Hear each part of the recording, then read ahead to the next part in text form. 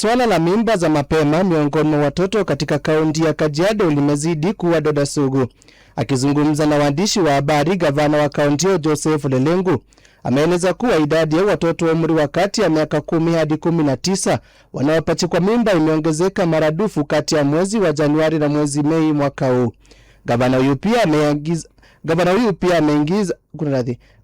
pia ameagiza wanahusika katika tendo hili kuadhibiwa kisheria.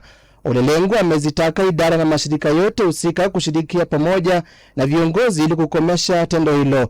Nikiripotia Radio 47 kutoka eneo la Kitengela, kaunti ya Kajiado, mimi ni Caleb Musyoki. Unatulia Caleb ukisoma.